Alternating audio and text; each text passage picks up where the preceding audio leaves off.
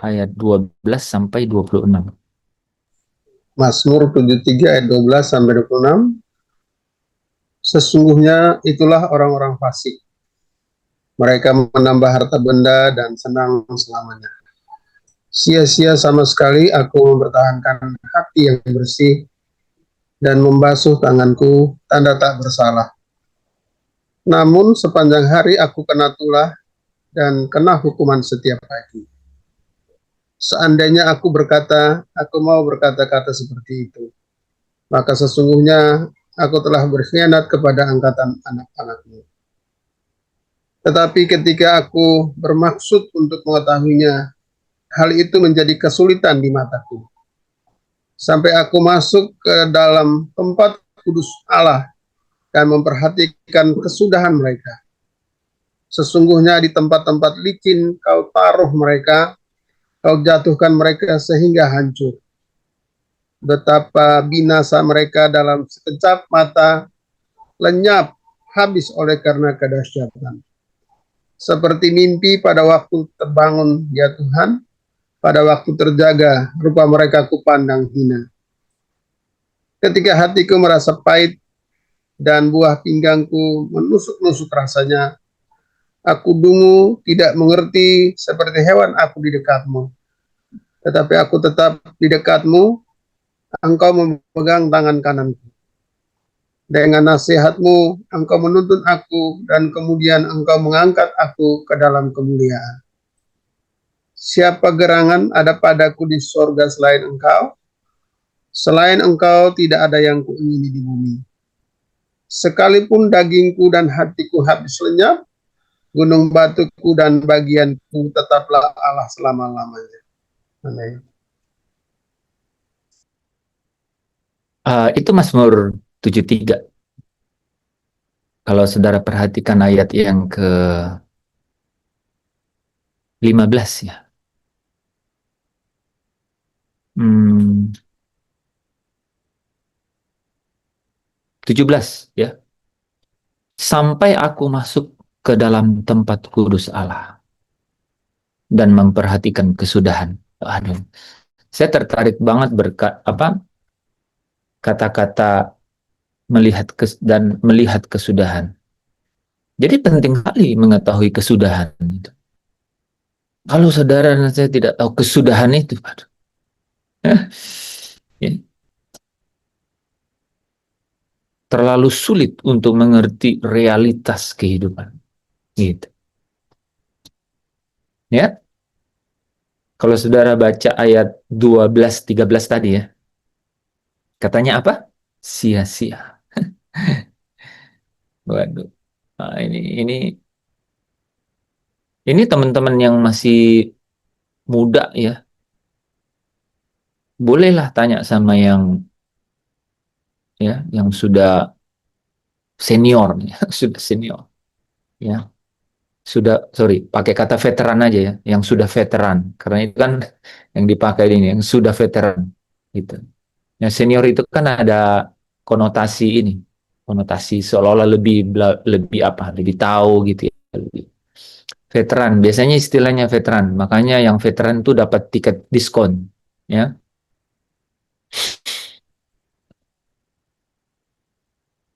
Saudara kalau perhatiin ayat 13, coba Mira baca ayat 13 yuk. Ayat 13, sia-sia sama sekali aku mempertahankan hati yang bersih dan membasuh tanganku tanda tak bersalah. Amin. Bukankah sekarang kita terus berusaha untuk menjaga hati bersih dan membasuh tangan supaya supaya kita kelihatan tak bersalah. Di sini pemazmur ini bilang sia-sia gitu. Dengan melihat realitas. Realitas hari ini itu yang dia lihat gitu. Ya, saya ingin membawa saudara benar-benar bisa mendapatkan ilham, ilham, ya, ilham. Uh, Ilham itu adalah uh, wahyu dari Allah, itu ilham itu.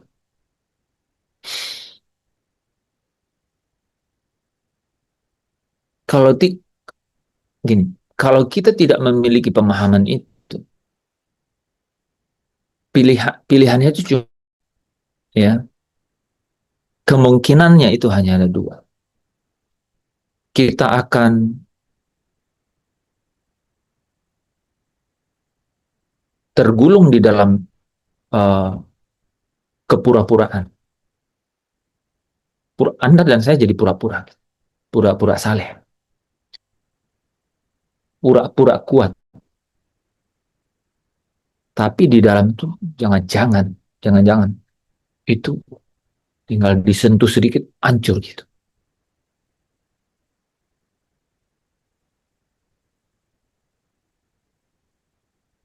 Karena gitu ya, karena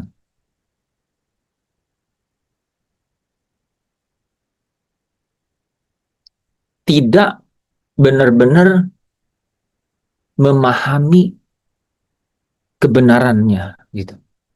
Mengenai realitas versus kesudahannya gitu. Kenyataan hari ini dibandingkan dengan bagaimana kesudahannya. Ya, coba bayangkan ya. Jadi pemazmur berkata, sia-sia aku menjaga hidup bersih itu dan mencuci tangan tanda tak bersalah. Wah, ya kan?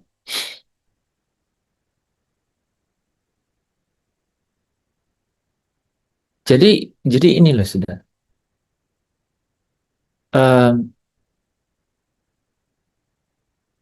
kesudahan segala sesuatu itu kita harus tahu gitu.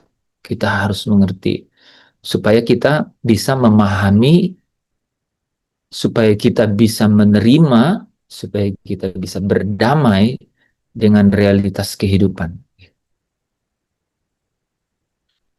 Nah, teman-teman yang baru akan gitu ya, baru dan mungkin sudah mulai gitu kan, melihat ya fakta-fakta kehidupan gitu. Penting sekali untuk mulai juga untuk melihat, memahami, dan tentu saja semakin bisa menerima gitu ya fakta-fakta kehidupan itu. Kita kan kemarin belajar panjang mengenai penderitaan, kesengsaraan. Itu fakta kehidupan yang apa? Yang mendominasi gitu. Yang saudara dan saya kebanyakan lihat gitu. Kebanyakan lihat.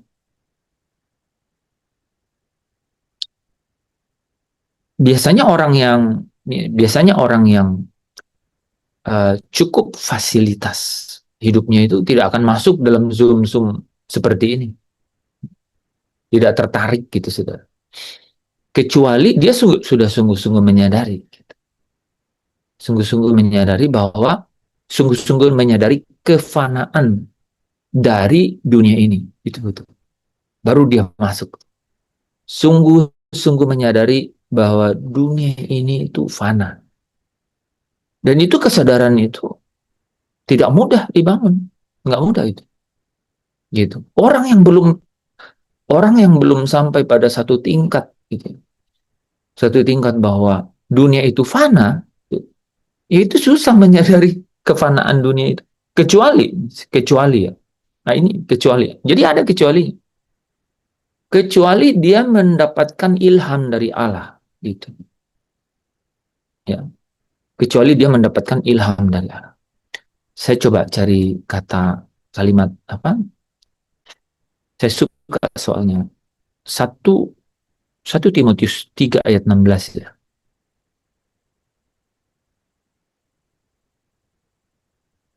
1 Timotius 3.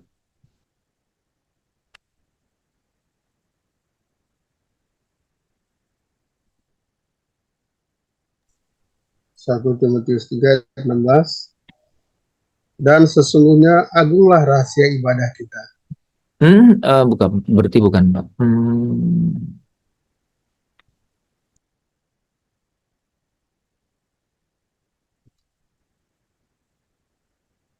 2 Timotius. Sorry, 2 Timotius 3.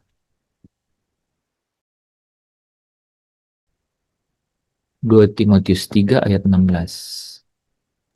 2 Timotius 3 ayat 16. Segala tulisan yang diilhamkan Allah memang bermanfaat untuk mengajar, untuk menyatakan kesalahan, untuk memperbaiki kelakuan, dan untuk mendidik orang dalam kebenaran. Jadi kata diilhamkan di situ theopneustos. Theopneustos. Gitu. Jadi theo. Jadi sesuatu yang benar-benar datang dari Allah gitu. Sesuatu yang datang dari Allah. Saya terus mencari loh. Saya terus mencari. Tentu saja apa? Dengan apa uh, yang diilhamkan Allah kepada saya gitu ya, supaya teman-teman bisa masuk dalam dimensi itu, ya.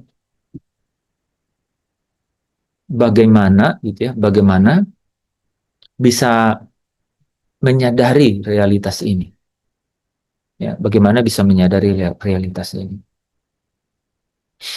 Mazmur 73 tadi itu berkata bahwa sampai aku masuk ke dalam tempat kudus Allah, ya, dan melihat kesudahan. Jadi kesudahan itu penting sekali untuk dimengerti gitu, ya. Nah, itu Mazmur 73. Coba kita loncat ke apa? Kita mundur ya. Mazmur 37. Jadi gampang di apa? 73 mundur 37.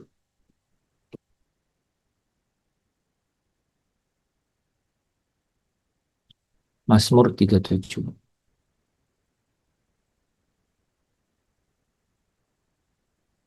Mulai ayat yang ke-18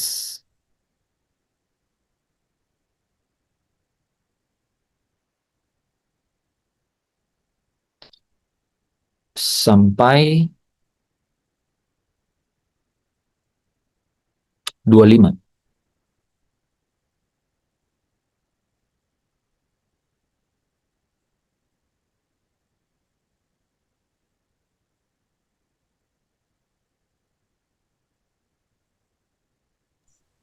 Mazmur 37 ayat yang ke-18 sampai 25.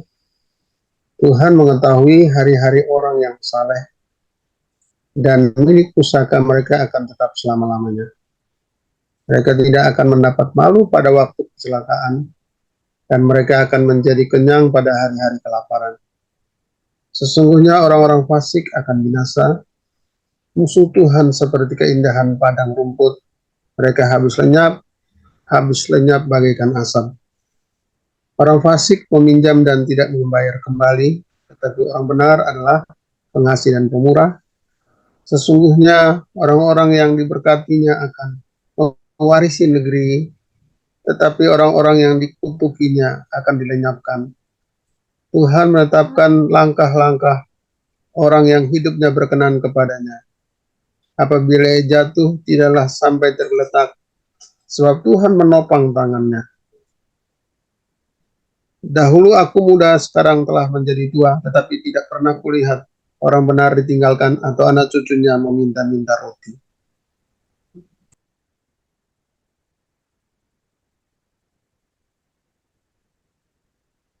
Ada sesuatu yang berbeda nggak?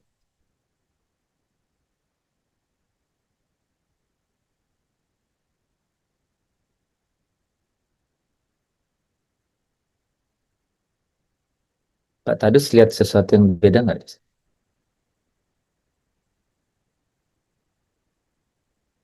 Ini coba teman-teman saksikan ya. Saya, Pak Tadus, Ko Afi, Pak Lepri ngobrol nih mengenai hal ini ya. 37 dan 73. Saudara bisa Perhatikan aja, ya. Pak Tadus bisa lihat sesuatu yang beda nggak tuh dari dari 73 tadi dengan 37? Ya, kalau 73 tadi awalnya itu begitu merasa putus asa ya. Putus asa, merasa tidak ada gunanya kalau hidup saleh bersih di hadapan Tuhan. Betul. Hmm. Bahkan Pak Tadus coba perhatiin ayat 16 yang 73.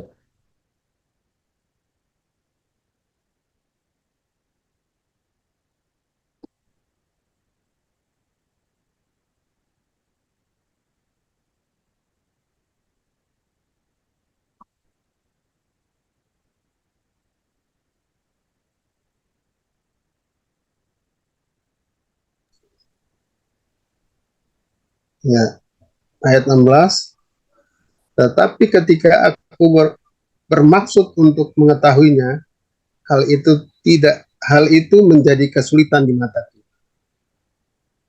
Bukankah itu fakta yang kita rasakan? Ya kan? Itu secara jasmani ya, secara mata jasmani. Itu realitas itu. Itu menjadi kesulitan bagiku gitu. Nah, maka hati-hati memang pakai hati-hati gunakan ya matamu. Ini lagu sekolah minggu jadi bisa lagu yang ini gitu, lagi lagu yang bisa menghentak orang-orang yang eh, apa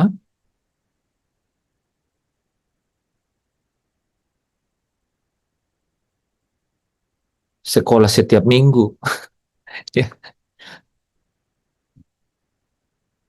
gitu. Jadi di situ dikatakan bahwa hal itu merupakan kesulitan bagiku gitu kan. Yang dia anggap kesulitan bagiku itu ya cerita di atas itu.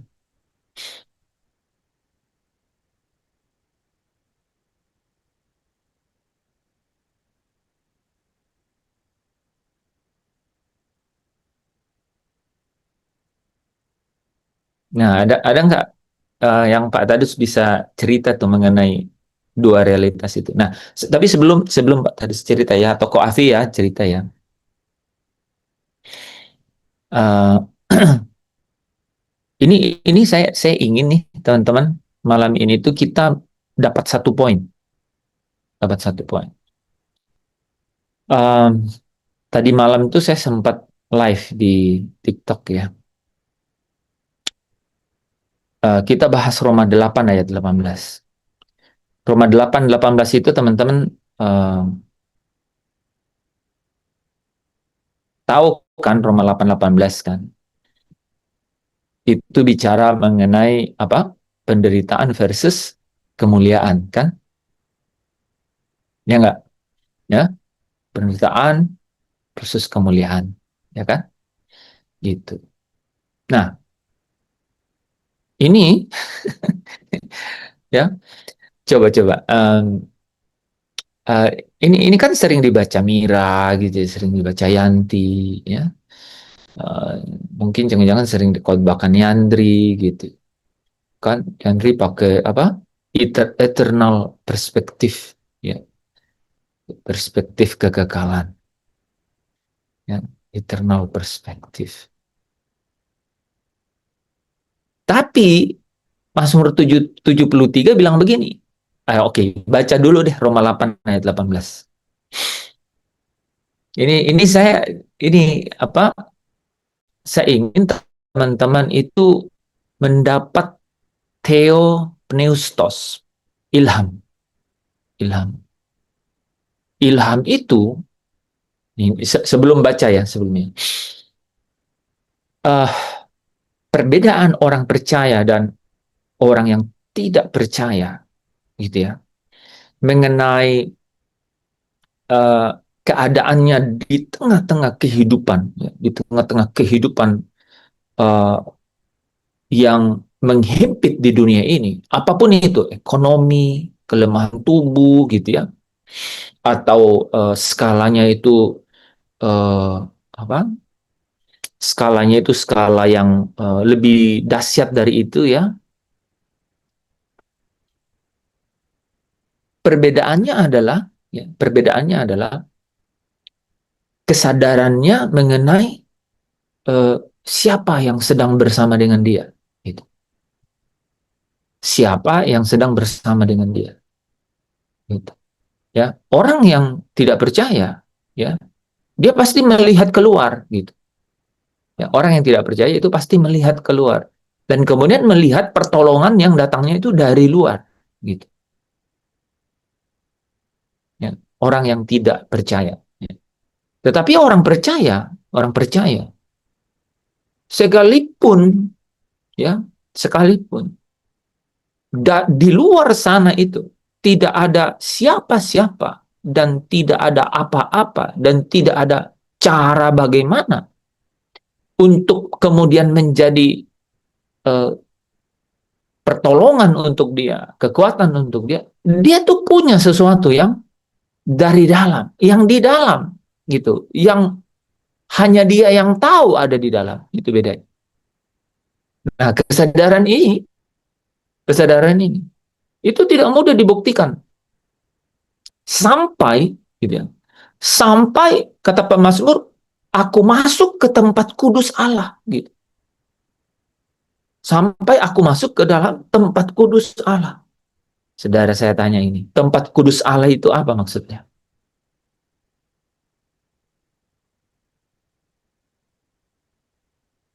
Hmm? Ya, tempat kudus Allah itu adalah tempat di mana Allah berdiam. Ya kan? Itu tempat kudusnya Allah. Tempat kudus Allah adalah di tempat di mana Allah bersemayam. Gitu. Dan tempat Allah bersemayam itu adalah baitnya. Adalah baitnya. Wah, itu, saudara, itu yang dibilang Shekinah, Skenooh, gitu, Skenooh. Skenooh itu bahasa yang digunakan sangat spesifik di dalam tulisannya Rasul Yohanes, gitu, ya. Karena itu berbicara mengenai uh, dwell in kalau dalam bahasa Inggris itu ya, uh, selama satu tempat di mana Allah memilih untuk diam, gitu. Allah yang memilih. Jadi bukan karena apa? Bukan karena kuat gagah kita, gitu. Bukan karena uh, bukan karena perbuatan kita, gitu. Bukan karena kesalehan kita, gitu. Itu bukan. Ini penting banget loh, saudara. Jadi dipakai kata itu adalah kayak one direction, satu arah. Allah memilih untuk diam, gitu. Dan kalau Allah memilih untuk diam, itu by uh, covenant. Itu ada perjanjian, dan perjanjian itu, saudara, itu tidak bisa dilanggar, gitu. Nggak bisa dilanggar. Jadi uh, pasti ditepati, gitu. Pasti ditepati. Nah,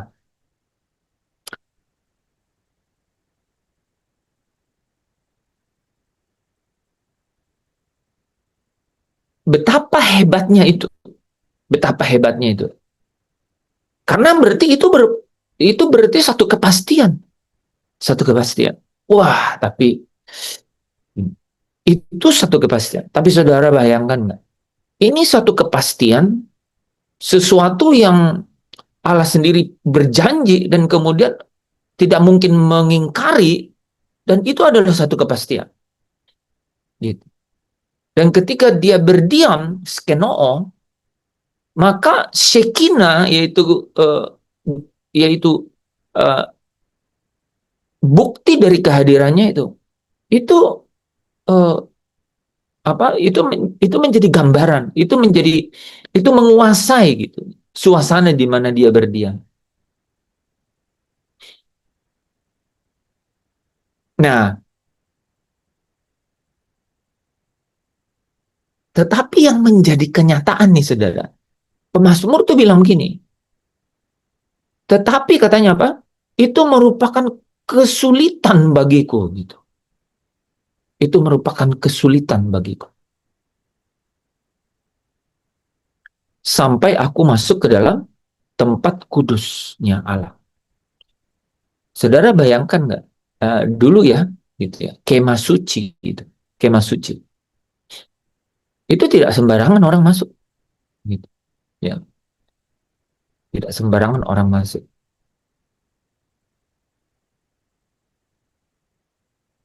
Tetapi dengan darah Yesus, ya, dengan darah Yesus, itu menjadi meterai untuk perjanjian yang baru dengan darah ini.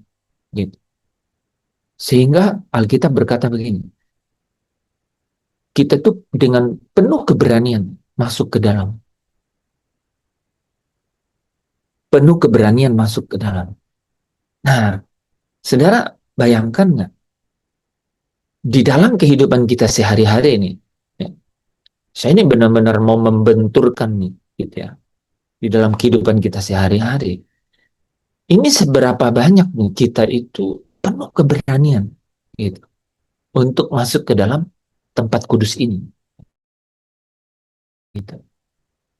Supaya kita bisa mengerti ini yang namanya penderitaan versus kemuliaan, gitu. Realitas kehidupan sehari-hari dengan apa? Dengan kemuliaan itu sejak di sini sejak dari sini di bumi sejak di bumi ini gitu sampai nanti di surga pasti.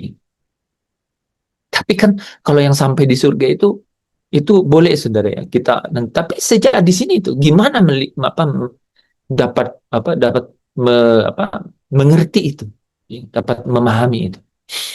Nah, coba kita kita mulai ya, Roma 8 ayat 18. Jadi sebelumnya ya sekali lagi. Theos pneustos, ya, theos pneustos. Ah, ah, coba ya,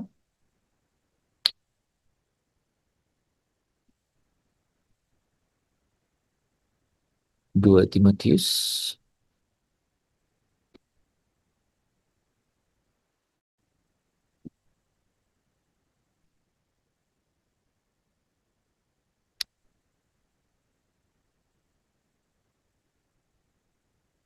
Theopneustos.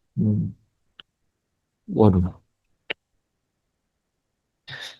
Tahu, eh, saudara tahu artinya kata pneustos?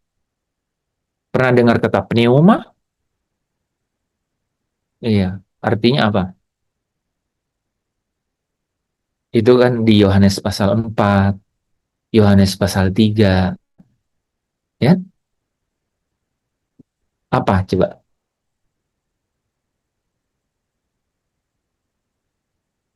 Pneustos, pneuma, Roh, apa?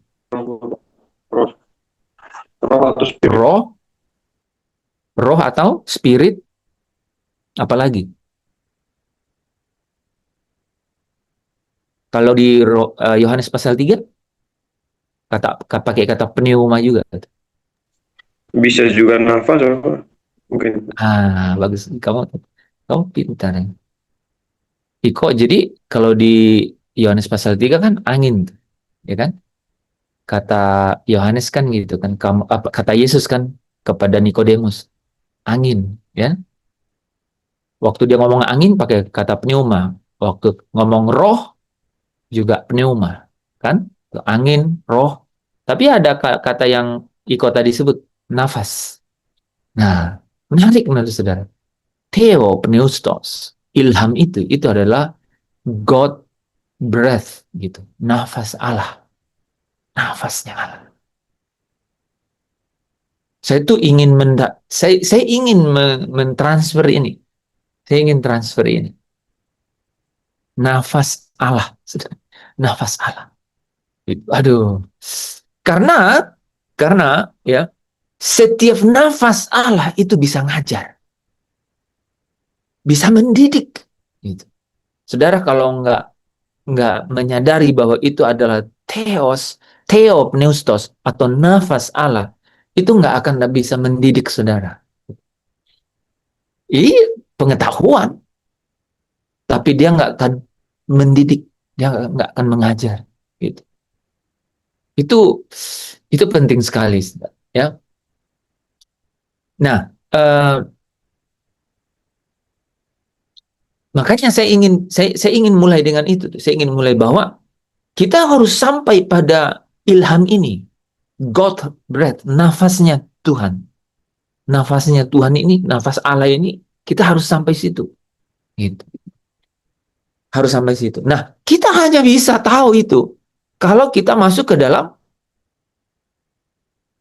tempat kudus. Tempat kudus. Nah, kita harus masuk dalam tempat kudus. Tempat kudus ini itu adalah tempat dia bersemayam. Gitu. Tempat dia bersemayam. Dan saudara buka mata, lihat keluar, saudara nggak dapatin. Gitu. Nah, saya ingin masuk ke situ sedikit. Ada orang yang bilang gini, e, kamu kamu kamu lihat Tuhan nggak dalam hidup kamu? Wah, satu, ada orang yang menggambarkannya secara universal, gitu. Dia bicara mengenai, wah, saya lihat langit, gitu. Saya lihat matahari, ya, terbit di pagi, gitu ya. Dia lihat segala sesuatunya indah, gitu ya. Dia berbicara mengenai universe, gitu.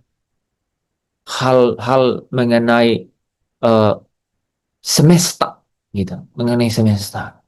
Jadi orang bilang, ya, orang bicara mengenai kehadiran Tuhan itu, semesta bernyanyi.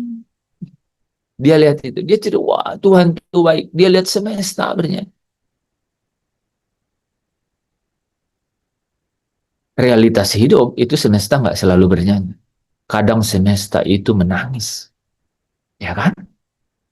Itu. Dan saudara saya nggak tahu sudah sejauh mana tangisan yang saudara bisa temukan gitu. Ya, itu ya saya yakin Pak Tadus tahu itu cerita itu. Ya, dia tidak mudah berkata semesta itu bernyanyi. Ya. Tapi semesta itu membuat tangisan itu dia tahu. Ya, ya saya ngomong ini contoh saudara ya. Ini real banget nih, ya real. Ya, saya cerita ini karena Pak Tadus kehilangan anak kan. Itu saudara mau ini. Saudara mau jelaskan kayak apa tuh dari Alkitab kalau nggak ngerti mengenai nafas Allah itu sulit sekali diterima. Jelaskan. Mau penjelasan dari mana? Kalau kita nih yang belum ngalamin itu hampir-hampir ya, ya, ya kita nggak tahu gambarannya, nggak tahu, gitu. Nggak tahu sedalam apa gambarannya, ya, nggak tahu sedalam apa, ya, sesakit apa dalamnya itu kita nggak tahu loh, sampai kita ngalamin gitu.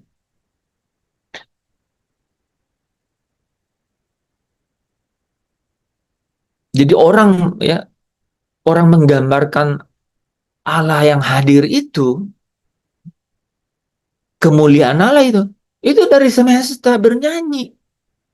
Faktanya nggak selalu bernyanyi, semesta juga membawa tangisan gitu, kan gitu, ya kan? Mungkin dalam hal-hal kecil saudara lihat gitu. Satu, yang kedua, itu kan sangat universal. Yang kedua, orang ditanya, saudara lihat nggak kebaikan Tuhan? Lihat Tuhan, lihat kehadiran Tuhan nggak? melalui apa? Melalui berkat-berkat yang dia lihat, gitu. Ya, melalui hal-hal baik yang terjadi dalam hidupnya, kan? Padahal hal-hal baik itu juga terjadi ke orang-orang yang tidak apa, yang tidak percaya, ya. Bahkan kalau Mazmur 73 tadi kan, ya, dikatakan apa itu? Asik. Eh, hmm, orang-orang fasik, mereka menambah harta benda dan senang selamanya. Gitu. Jadi, ini saudara ya, jangan pernah, jangan pernah, saya pakai kata jangan pernah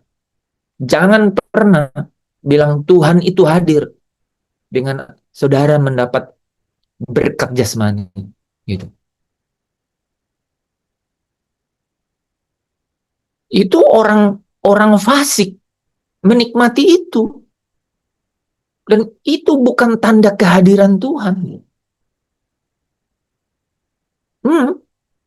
Ya. Buat orang percaya, itu bukan tanda kehadiran. Kehadirannya itu Shekinah. Waktu ada kemah suci, itu hanya di kemah itu. Di luar kemah enggak. Gitu. Ya. Waktu Kristus hadir di bumi ini, bait atau tempatnya Allah hadir itu Kristus gitu. Dia sendiri itu tempatnya. Ya. Sekarang Kristus tidak ada di sini. Sekarang Kristus tidak ada di sini. Makanya waktu itu Yesus bilang begini kan. Uh, penulis Injil katakan bahwa yang dimaksudkannya adalah dirinya gitu. Bait Allah itu. Yang dimaksudkannya adalah dirinya. Bait itu adalah diri. Nah, sekarang ya anak Allah ya Kristus Yesus itu ada di surga. Dia yang adalah cahaya kemuliaan Allah itu, ya, itu ada di sana di surga. Nah sekarang, di mana bait Allah itu? Di mana Allah berdiam? Di mana Allah bersemayam?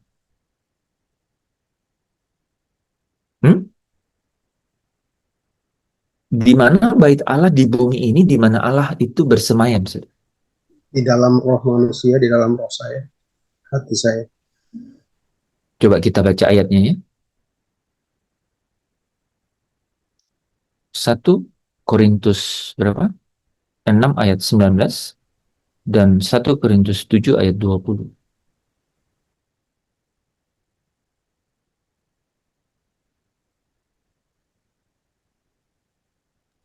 Satu Korintus 6 ayat yang ke-19.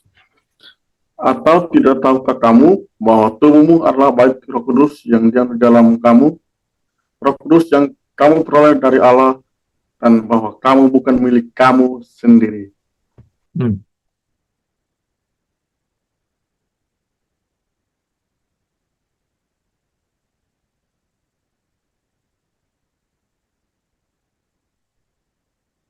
Yang satu lagi di mana ya? 1 Korintus 3 ayat 16. Oke. Coba.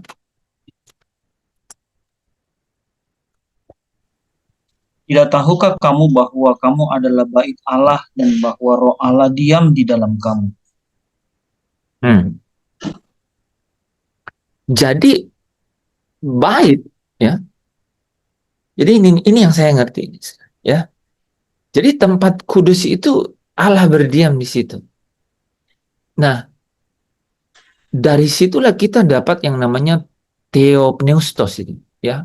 Nafas Allah itu, ilham itu. Ketika dikatakan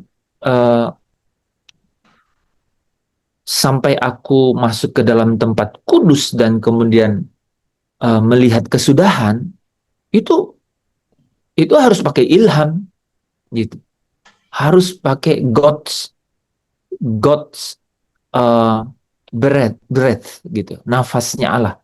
Harus dapat ilham gitu. Untuk bisa tahu itu. Untuk bisa tahu itu. Bayangkan. Hari ini saudara lihat yang namanya realitas derita, realitas sengsara, realitas kekurangan gitu. Faktanya ada gitu. Yang paling saudara bisa rasakan, saudara pasti hitung eh, pemasukan dan pengeluaran tiap bulan. Itu fakta tuh. Ya enggak? Siapa di sini yang udah nggak hitung-hitung gitu? Berapa pemasukan, terus berapa pengeluaran? Siapa yang udah nggak hitung-hitung? Nah, itu. Pasti hitung. Wah, ini kekurangan gitu. Si- ya nggak usah saudara jawab aja secara pribadi ya. Ini masih kurang ya, kekurangan. Apakah selalu orang bilang ini kekurangan? Ada juga yang lebih, saudara.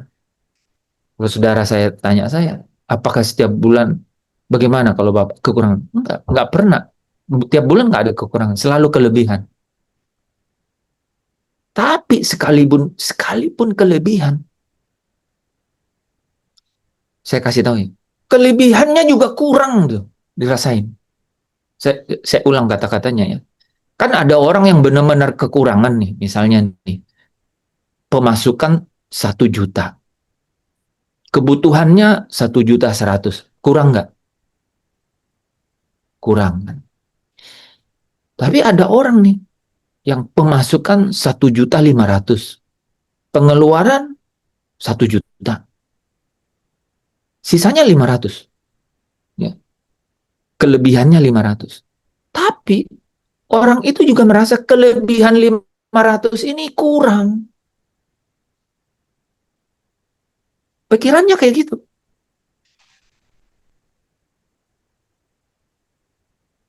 Nih, kelebihan yang 500 ini kurang.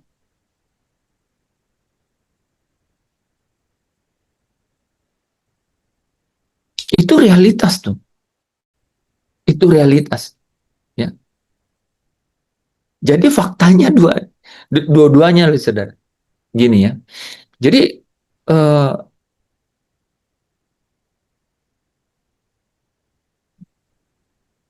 ini kebanyakan sebenarnya bukan gini. Gambaran kita di sini itu bukan itu adalah gambaran kebanyakan orang gitu. Kebanyakan bahkan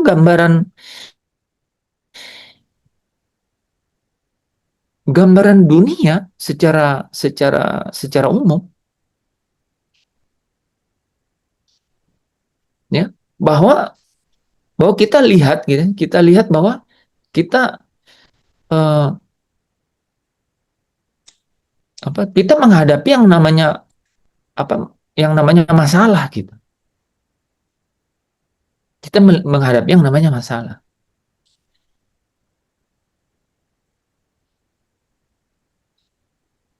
Sehingga saudara ya, eh,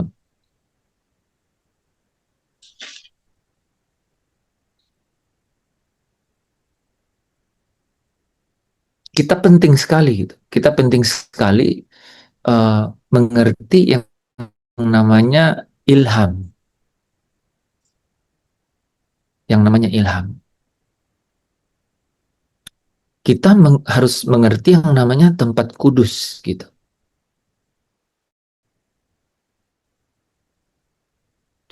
Karena saya mencoba membayangkannya, siapa ya di Zoom ini yang paling ekstrim gitu menurut saya. Nah, saya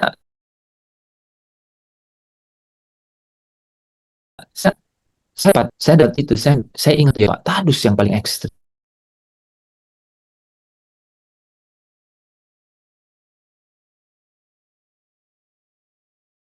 Jawaban untuk apa anaknya yang udah hilang gitu kan. Kita bisa menjelaskan, bisa. Saya disuruh nih jelasin. Oh, tapi saya jawab, saudara, sesuai dengan bagaimana Alkitab gitu ya.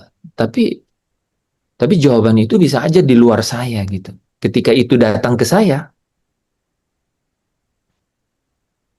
itu hal yang berbeda gitu. Itu hal yang berbeda. Pak Tadus juga kalau ditanya, kalau boleh menghindar dari kenyataan itu, tanya aja. Dia maunya menghindar. Kalau boleh, cawan ini lalu kan. Gitu.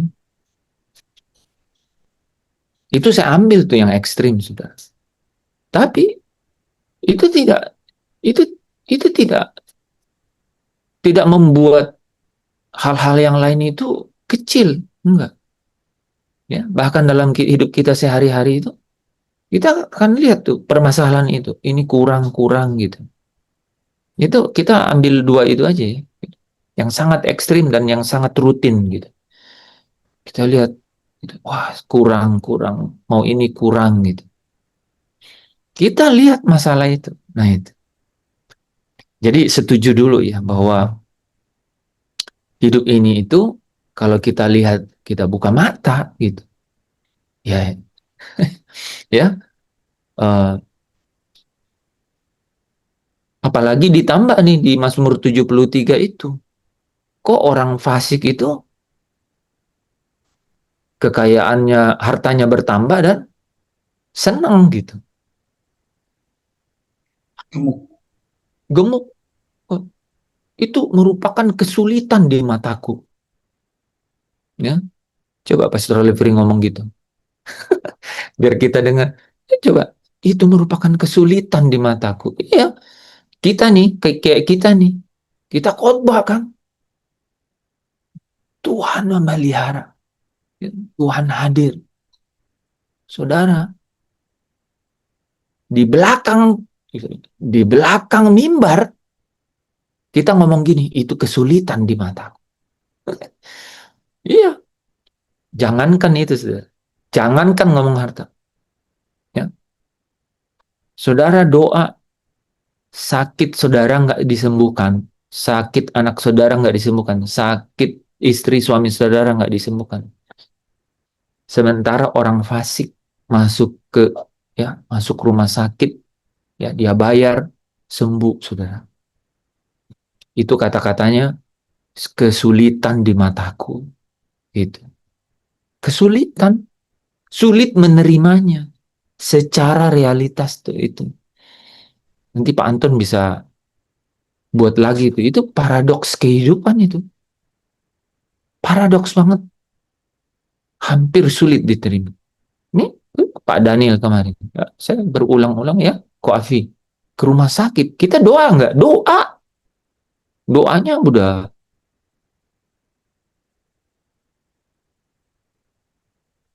versinya macam-macam.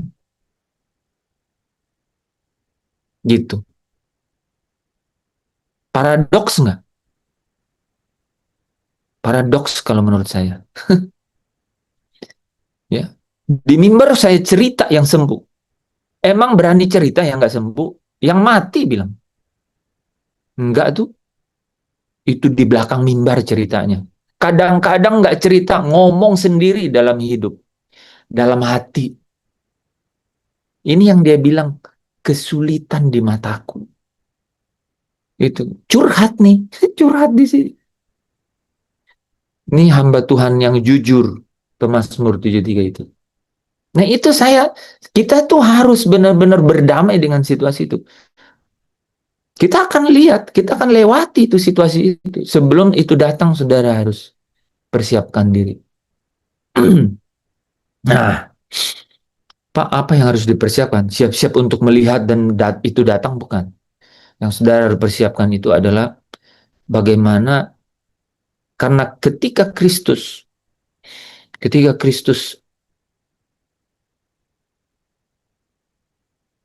melalui darahnya membuat pendamaian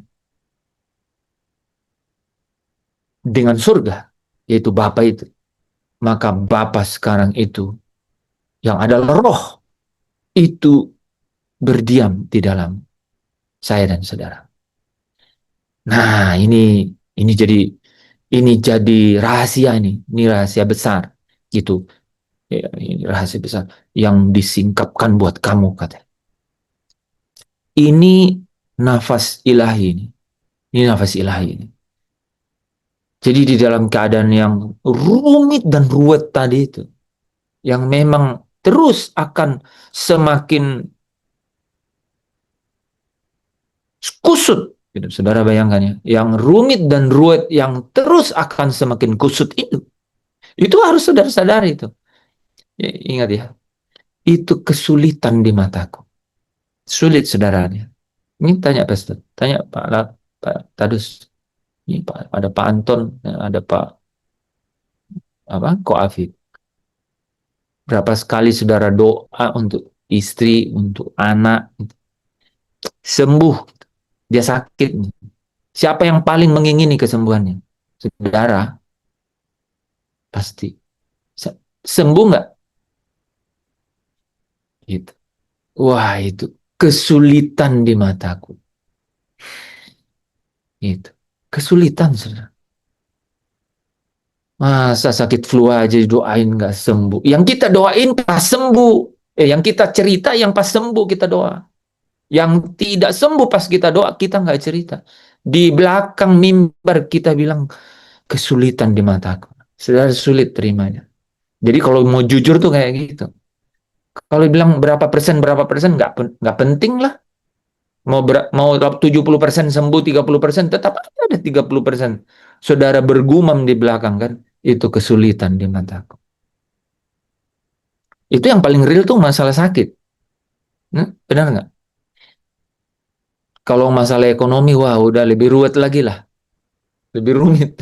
Lebih, ya kan, lebih itu. Lebih apa ya? Lebih berwarna gitu. Macam-macam. Yang agak seirama nih, itu masalah sakit. Kelemahan tubuh. Sudah bayangkan nggak?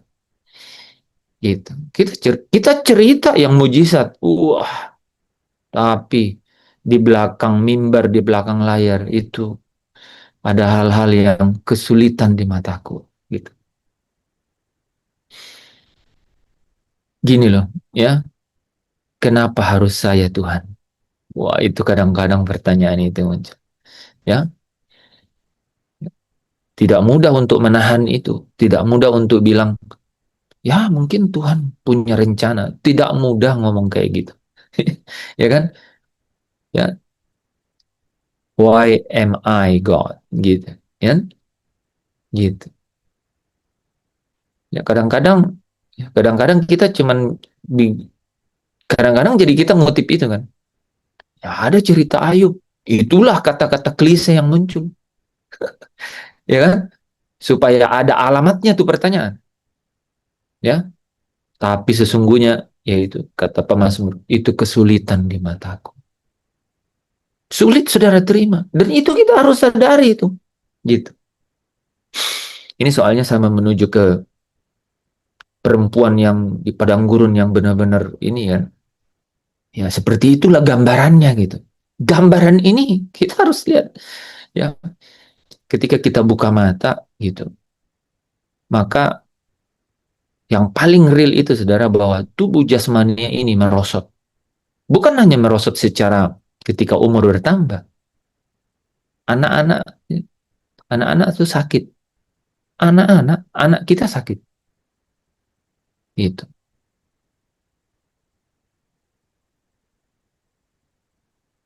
Di balik layar gitu. Di balik layar. Kalau yang pengkhotbah di balik mimbar, di belakang mimbar, itu ada keadaan-keadaan yang kita bilang itu kesulitan di mataku. Gitu. Ya. Nah, sampai aku masuk tempat kudusnya Allah. Tempat Allah bersemayam. Nah, tempat Allah bersemayam itu adalah adalah kamu katanya. Adalah baitnya gitu. Adalah kamu. Nah, di dalam itu saudara bisa yang bisa menjadi pengharapan di dalam keadaan itu adalah kesudahan, mengerti akan kesudahan, gitu. Mengerti akan kesudahan. Makanya mundur ke Mazmur 37 itu, ya. Mundur ke Mazmur 37.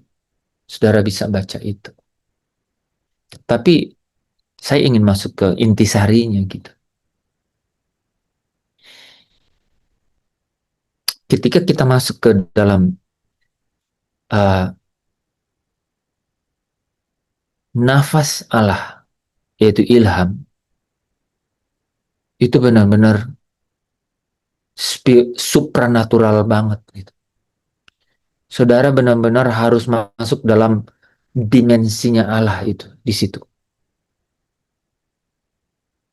Dan di situ terletak satu sikap hati. Nah, sikap hati itu adalah di situ adalah berserah penuh. Berserah penuh. Berserah penuh kepada apa? Kepada Allah, gitu, kepada Allah yang adalah kasih gitu. Jadi di dalam tempat kudus Allah itu, dalam tempat kudusnya Allah, di mana saudara akan memperoleh yang namanya ilham atau theopneustos, ya, yaitu nafas Allah gitu. Ilhamnya gitu, yang akan mengokohkan, yang memberi kekuatan gitu ya. Sepanjang di padang gurun dunia ini itu, ya, padang gurun dunia yang gersang, yang ruwet, rumit dan akan semakin kusut itu harus masuk ke tempat kudus. Tempat kudus itu menarik diri dari semua kekusutan itu, sudah menarik diri ke dalam tempat kudus, yaitu di dalam baitnya. Nah, baitnya ini nggak di luar sana, di dalam, di dalam, di dalam, is inside us, di dalam kita, you di dalam saudara. Jadi kita benar-benar harus mengalami itu tuh, mengalami bahwa oh ada nih, ada ya tempat Allah berdiam di dalam diri saya gitu. Tidak di luar, di dalam saya. Gitu. Disitulah saya dapat mengerti dan memahami.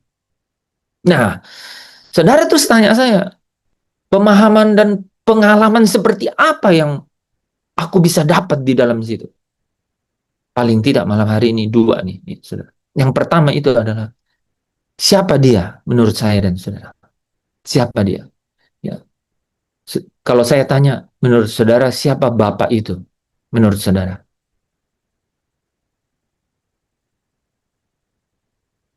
Yang spontan aja. Yang spontan itu pasti sudah sering saudara rasakan. Kalau saudara masih mikir, itu nggak tahu apa saudara udah alami. Siapa Bapak itu buat saudara?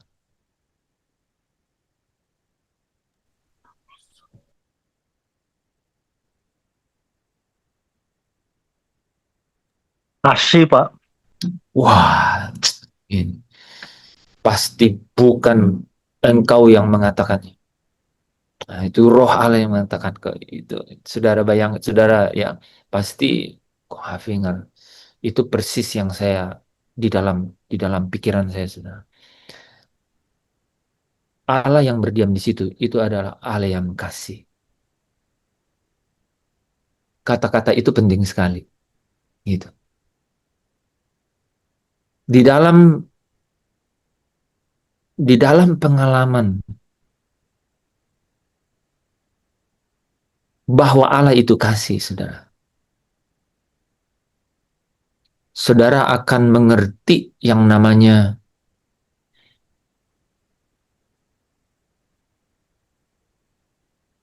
saudara itu tidak dibiarkan sendirian, gitu.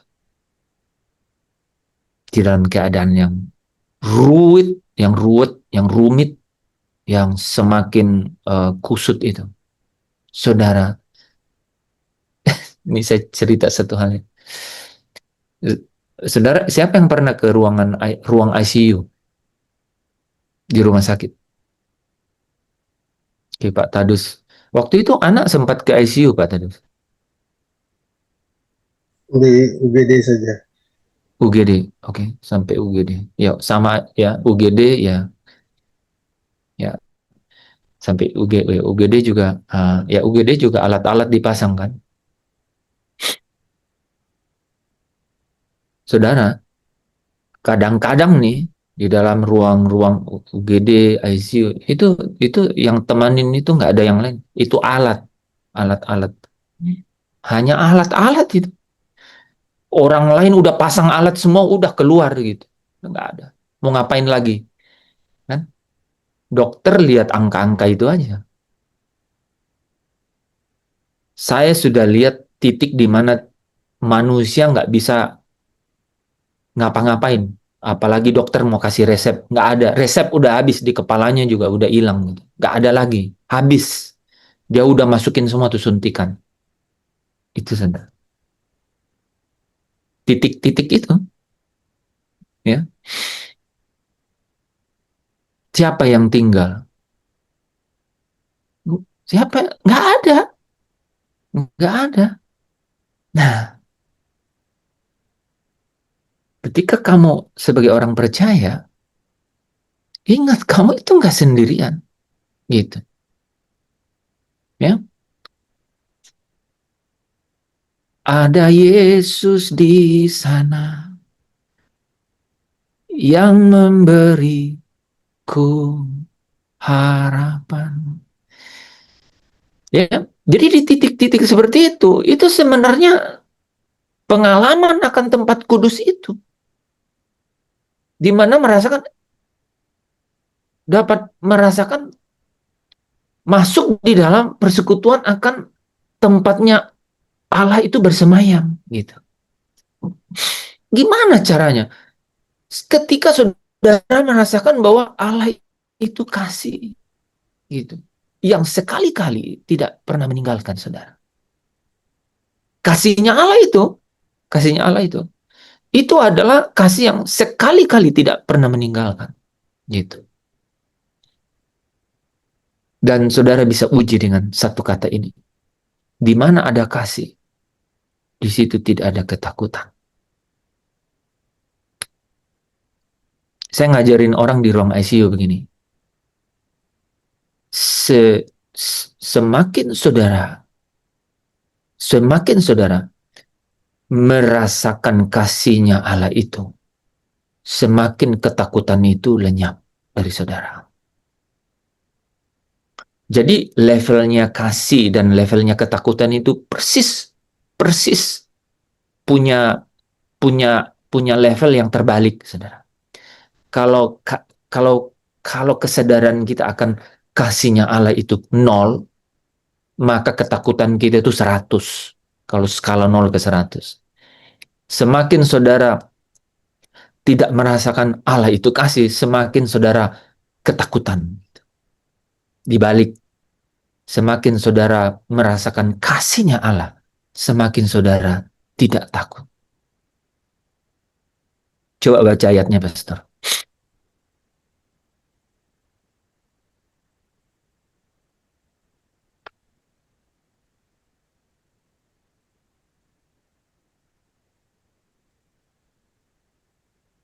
Satu Yohanes 4 ayat 18, di dalam kasih tidak ada ketakutan, kasih yang sempurna melenyapkan ketakutan, sebab ketakutan mengandung hukuman, dan barang siapa takut, ia tidak sempurna di dalam kasih.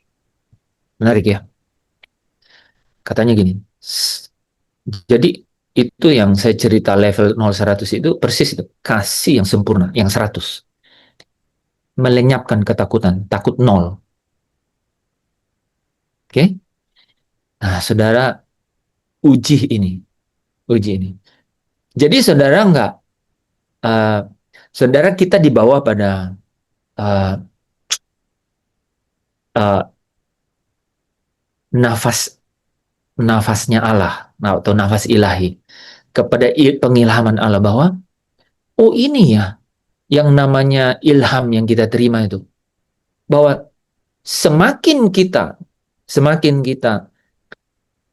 bersekutu dengan satu pengenalan akan Allah, dan pengalaman akan Allah, jadi pengenalan akan Allah dan pengalaman akan Allah yang adalah kasih, maka apa?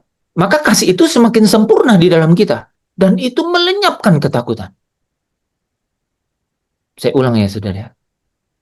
Jadi pengilhaman yang luar biasa di dalam dunia yang rumit, ruwet, dan kemudian semakin kusut ini, gitu ya.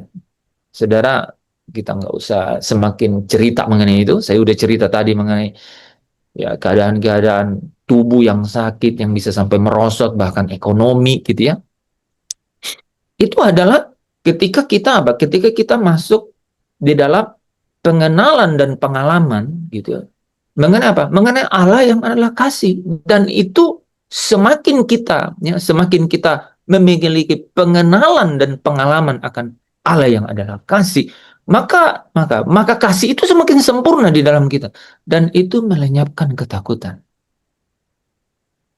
Di titik itu, saudara, saudara akan bilang gini, I surrender all.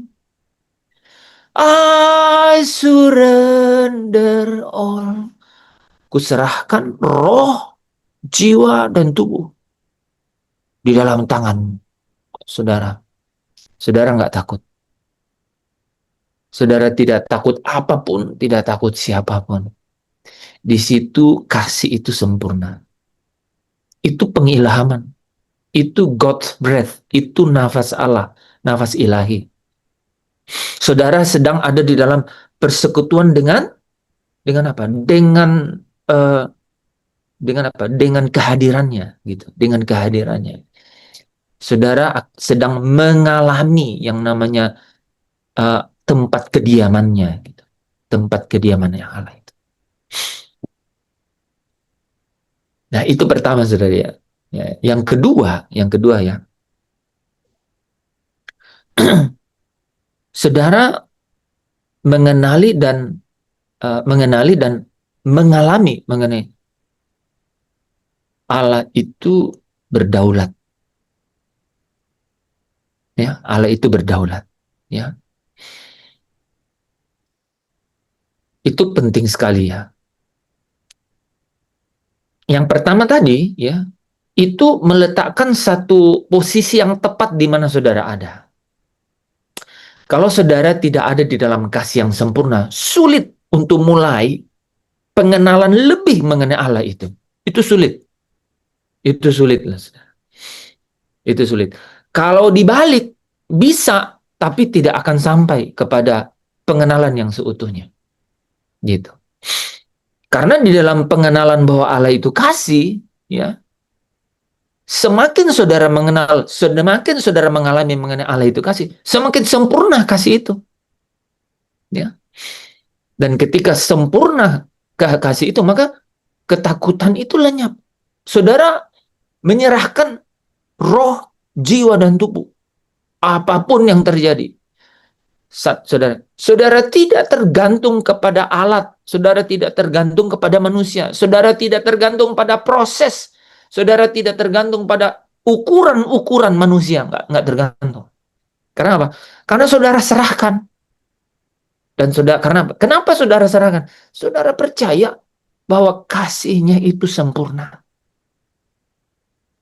Tidak sekali-kali dia akan meninggalkan saudara. Tempat kudus di sini, di bumi ini, di situ. Ketika saudara masuk ke dalam persekutuan dengan Allah yang adalah kasih itu. Ya. Yang kedua, semakin ketika saudara sudah ada di dalam situ, maka lebih lagi saudara mengenali kehadirannya adalah Allah yang adalah kasih itu, adalah Allah yang berdaulat. Saya sedikit saja di situ ya. Nanti minggu depan kita sambung.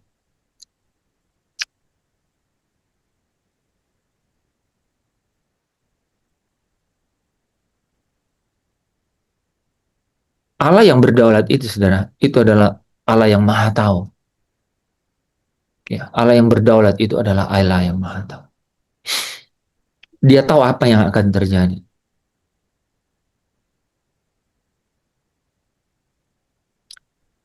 Setiap detail, setiap detail setiap detail, apapun yang akan terjadi, setiap detail itu Allah berdaulat, ya. Allah eh,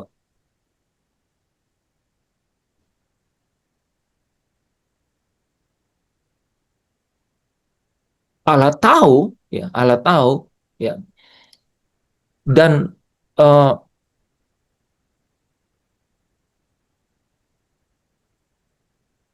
tidak ada yang terjadi di luar kendalinya Allah, gitu. Ya. Jadi kalau sampai itu terjadi, saudara harus percaya, gitu. Saudara harus percaya bahwa ini tidak mungkin terjadi di luar kendalinya Allah.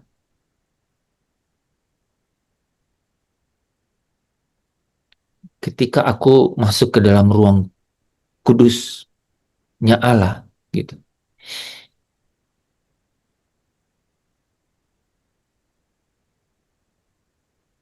Itu artinya saudara memahami dan mengalami akan Allah yang berdaulat itu.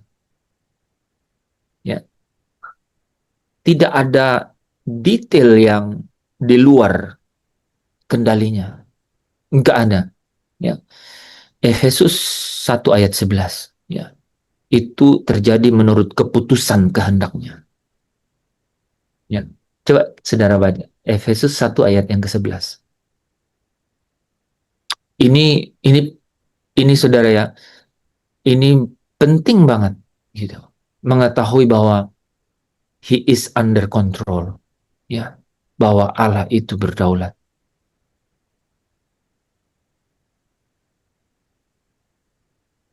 Efesus 1 ayat yang ke-11. Iya, Mira, Efesus silakan. 1 ayat yang ke-11. Oke.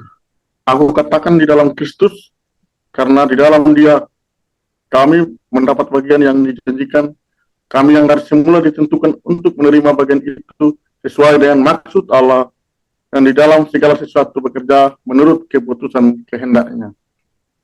Iya. Jadi maksudnya Allah itu eh, terjadi, terlaksana menurut keputusan kehendaknya. Saudara dan saya orang percaya di mana Allah itu memutuskan sendiri untuk berdiam, bukan karena ya apapun dari manusia, apapun dari bumi, bukan. Ini benar-benar satu arah. Allah putuskan untuk berdiam. Dan Allah putuskan untuk berdiam itu karena apa? Karena ada perjanjian yang baru. Ya, ada perjanjian yang baru. Ini yang dunia tuh nggak punya. Ya, Yohanes 14 ayat 27. Yohanes 15 ayat yang ke-12. Dunia tidak punya. Ini surga putuskan, ya, melalui perjanjian, dan perjanjian itu dimeterai dengan darah, sehingga kamulah bait. Wah, sampai ada kalimat Paulus, ya, siapa yang membinasakan bait itu, Allah membinasakannya. Wah, itu juga nanti satu bagian itu ya, saudara. Saya juga sedang mendalami itu. Terus sampai sejauh apa ya implikasi itu ya. Karena gini, karena itu pasti bukan mengenai hanya tubuh, ya, tubuh jasmania. Itu pasti bukan hanya itu. Bahkan mungkin saja, ya, bahkan saya lebih cenderung itu bukan bicara mengenai tubuh jasmania, ya. Dalam siapa yang membinasakan tubuh, ya. Oke. Nah, tapi kembali ke poin ini dulu ya, bahwa ketika kita, ya, kapan nih kita bisa memahami yang namanya tempat kudus itu? Ketika apa? Poin pertama tadi, ketika kita mengenali, ya, dan mengalami gitu bahwa Allah itu kasih, ya, Allah itu kasih.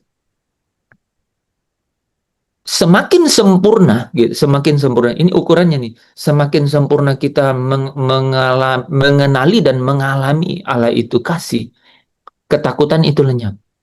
Kita balik nih saudara. Kalau saudara masih ada takut-takutnya gitu, itu diujinya itu pada saat keadaan itu terjadi. Apa contohnya? Nah, misalnya Yanti kan, ini Yanti udah sidang,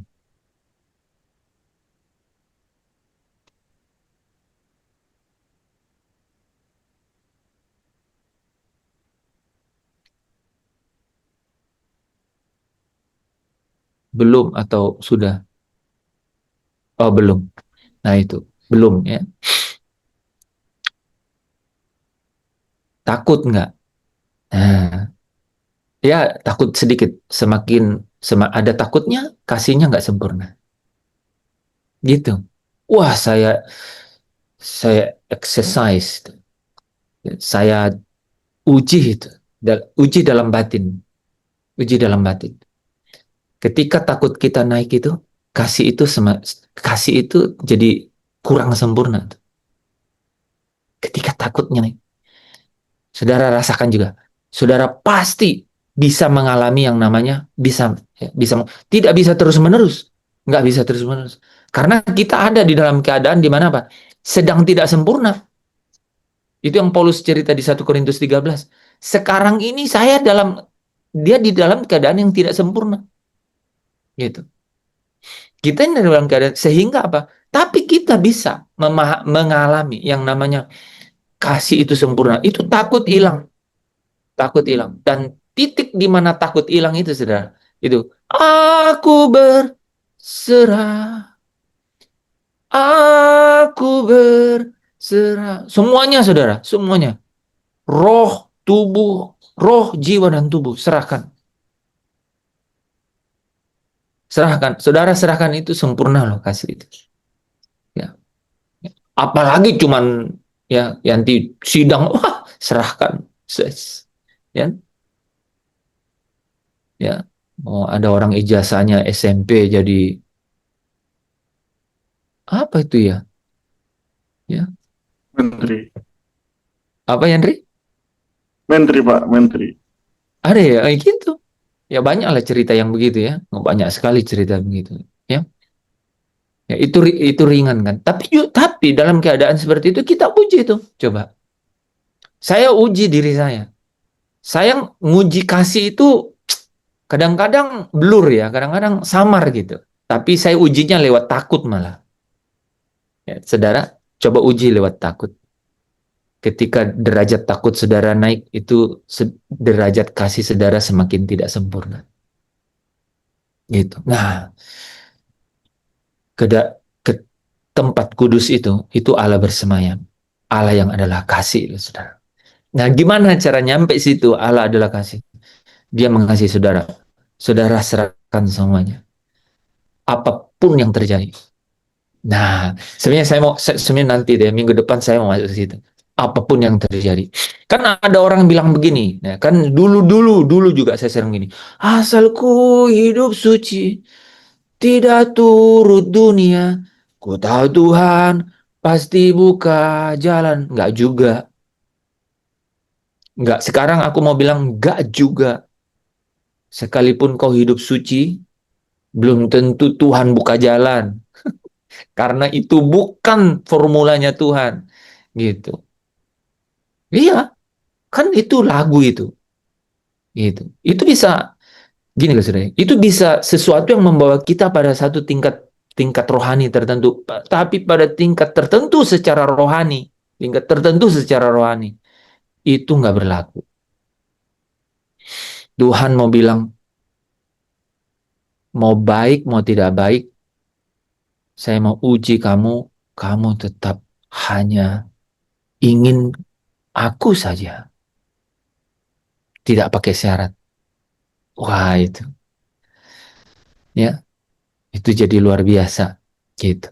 Nah, lebih dari itu, untuk membuat saudara menjadi benar-benar mengenali lebih lagi, maka ada kata kedua itu, Allah itu berdaulat.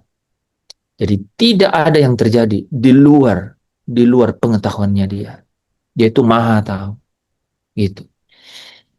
Setiap detail dia ikut di dalamnya. Apapun, apa yang paling sulit, Aduh, itu dosen misalnya gitu. Dia orangnya memang begitu. Apa yang lepas dari pandangannya? Ada enggak? Ya, di bagian bumi yang paling dalam seperti apa yang tidak sampai pandangannya? Di dalam detail yang sekecil apa yang tidak dia dapat jangkau gitu dengan kuasanya. Itu akan membawa saya dan saudara semakin apa, saudara? Aku berserah gitu. Aku berserah. Baru saudara tuh ngerti ayat lagu itu kan? Bahwa benar-benar penyerahan diri itu ya akan semakin sempurna itu ketika kita melewati ujian mengenai apa? Allah itu bersemayam di dalam kita, ya, di dalam kita, ya, sebagai baitnya. Amin ya. Amin ya. Nanti kita lanjut lagi minggu depan ya.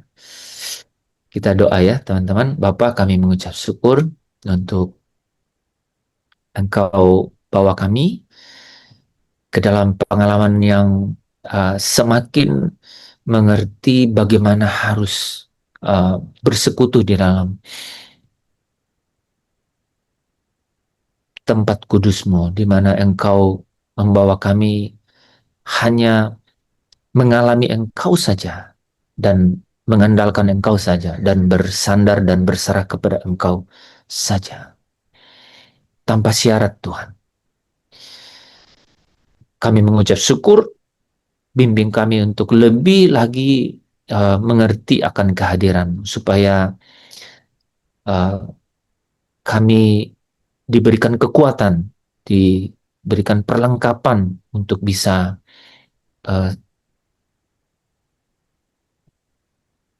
mengalami itu di dalam hidup kami. Melalui setiap momen yang terjadi dalam hidup kami, melalui setiap kejadian-kejadian di dalam hidup kami. Supaya kami belajar dari situ dan kami bisa memiliki pengharapan yang sejati di dalam Tuhan. Kami mengucap syukur malam hari ini, hamba doa supaya Engkau yang terus membukakan setiap kebenaran itu ke dalam hati setiap anak-anak-Mu yang hadir.